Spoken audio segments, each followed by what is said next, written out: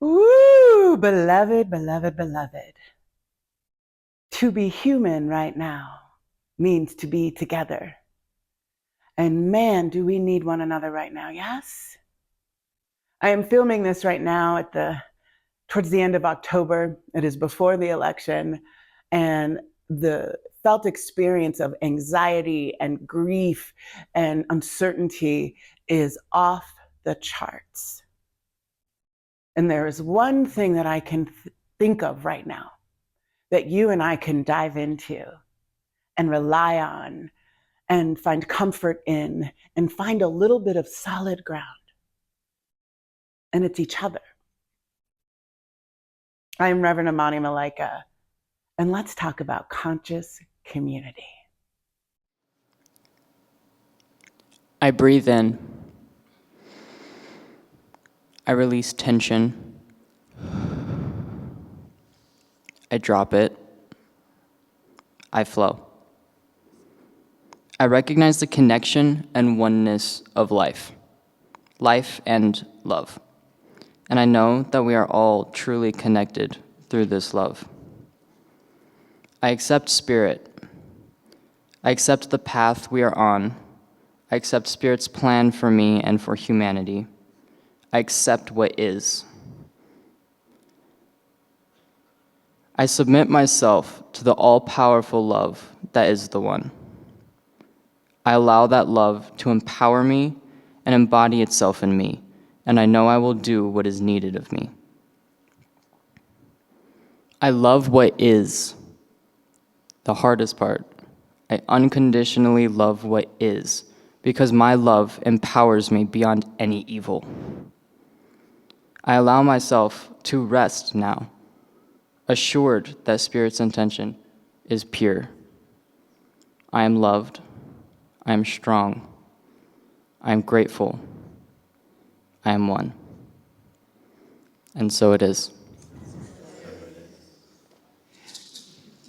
The theme that we are currently in is conscious community.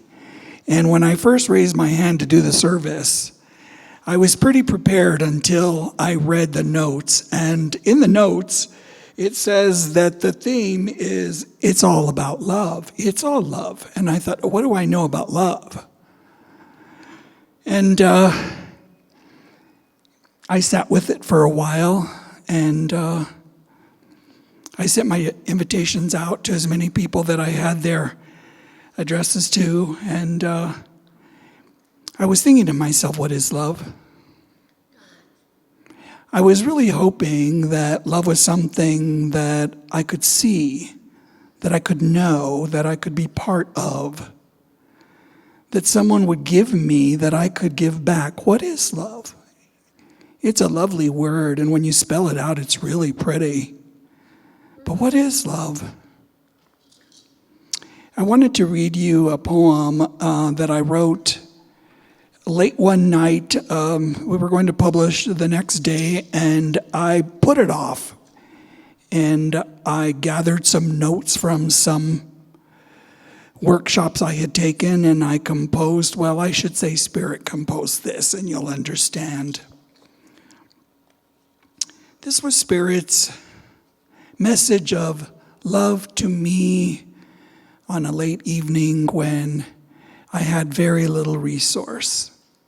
We were going through Black Lives Matter, and I was confused about color, and I didn't quite understand who I was anymore because the message was that I was of color, and I never thought of myself of being of color. So this is called Resonance.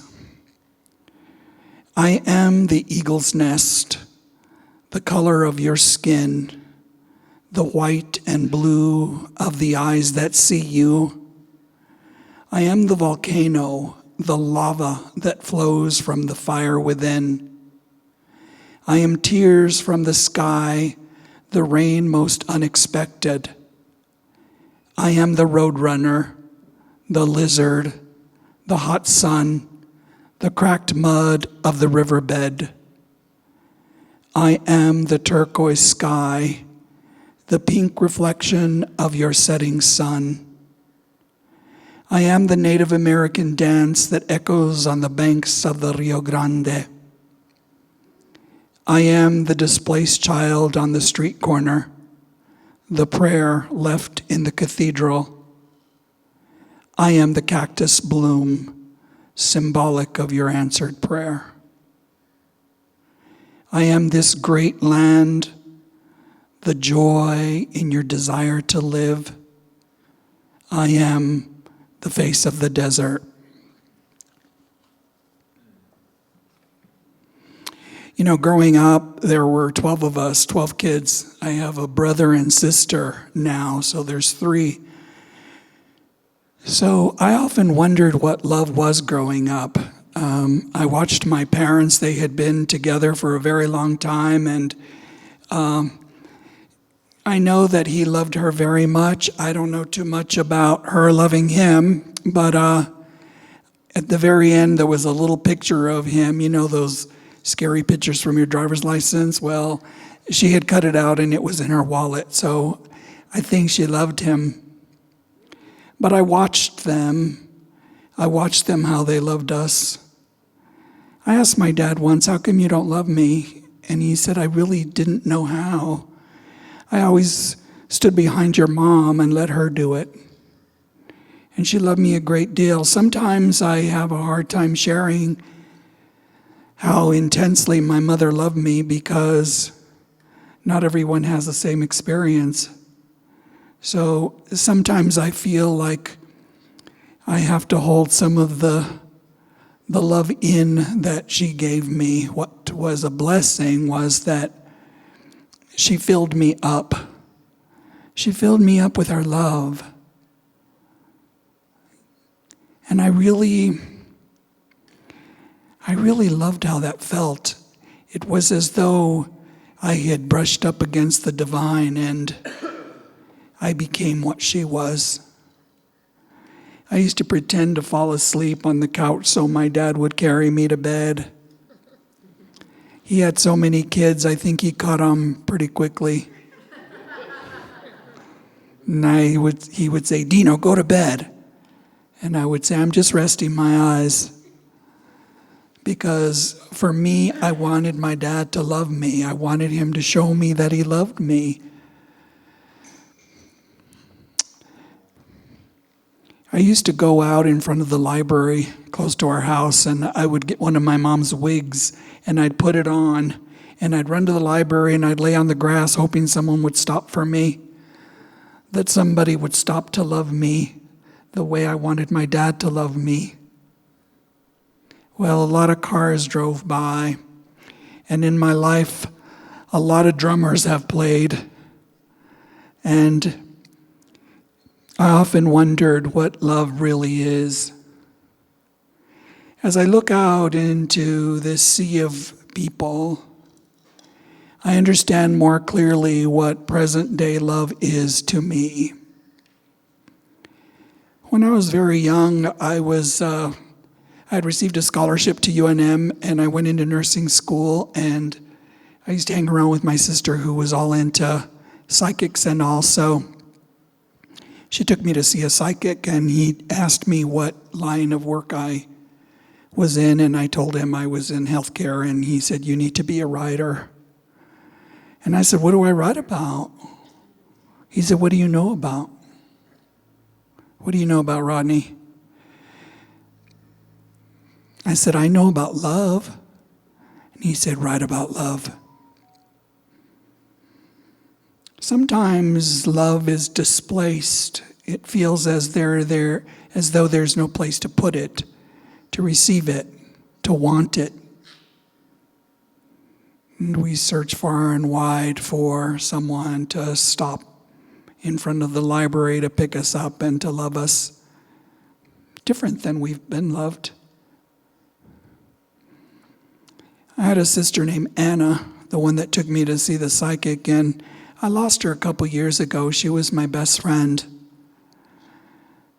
And I really didn't know what to do with that love that I felt I wasn't finished giving her or receiving from her. One thing she did before she left was she pulled into the parking lot on Louisiana, and she dropped me off. Like a stray puppy, she dropped me off, and I came in, and you were so kind to me, and the music was so good, and I kept coming back. And what was really interesting is that she knew somehow that you could love me like I needed to be loved. She knew this somehow, like most people that love us, they know somehow. Right, KJ? KJ was here when I first got here, and she's got a special kind of love, man. Thank you for that. And it's consistent, you know, Tony. It's consistent. So I often wonder about this conscious community that we talk about.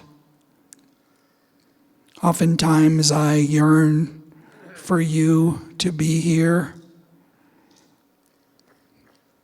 And in my heart, you are here always. And so the center has taught me practices on how I can fortify my inner sanctuary by allowing you to love me. You know, as a writer and as a poet, it's very difficult sometimes to find people who understand what you're trying to say. I speak in metaphor, and oftentimes I'm not sure if you understand me. But the music plays, and people read beautiful poetry and play beautiful music for us and bring their friends.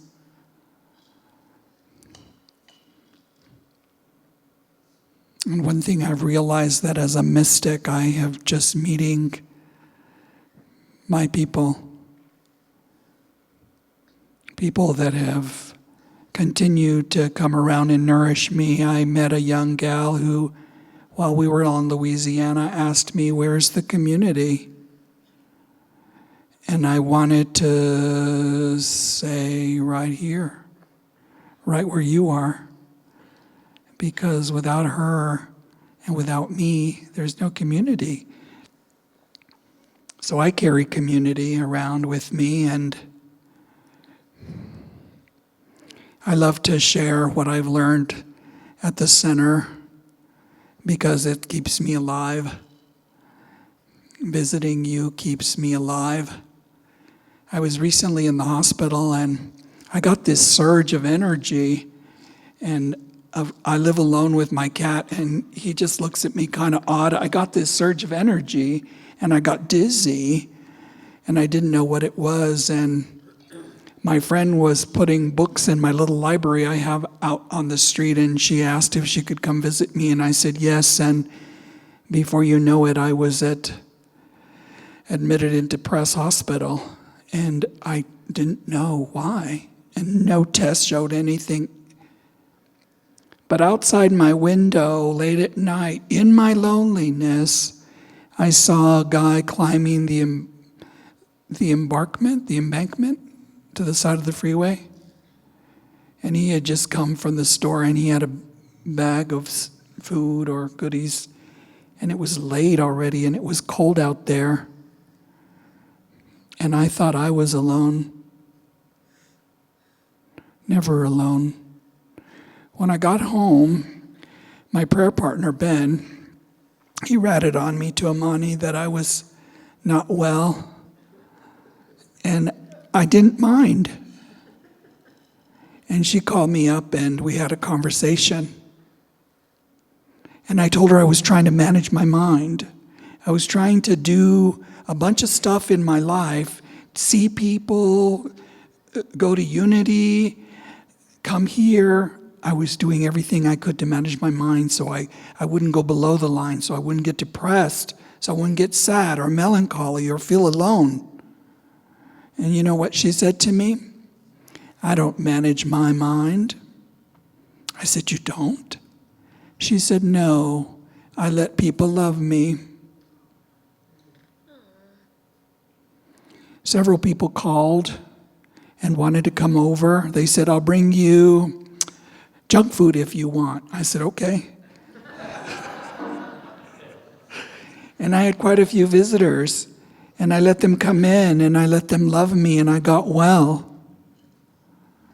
And so I learned from you all how to live a better life, what community is, what it's like to come together at a time like this when we might be heavy laden in thought or emotion or feeling like we don't know what our future brings.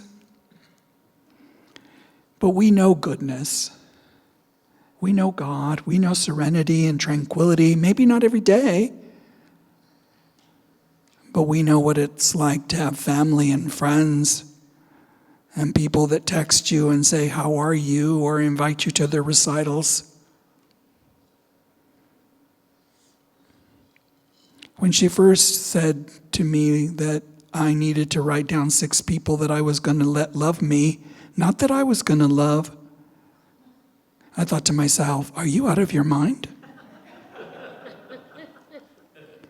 I just wasn't in the groove. I was the lover. I was the one. I'm the one. I'm the practitioner.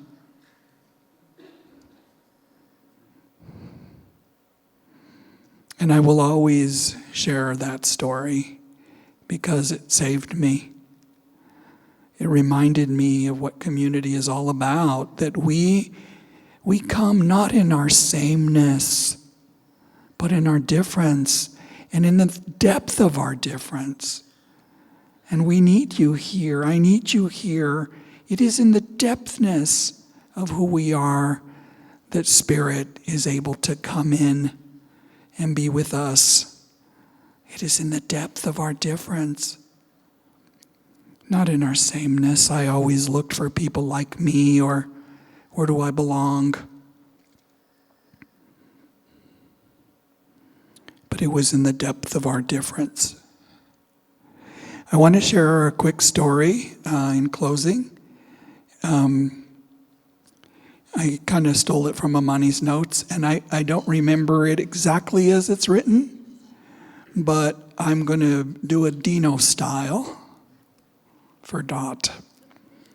You know, these Buddhist stories and these writings, they resonate with me. They do, the wanderer, the gypsy, the misunderstood, the wanting.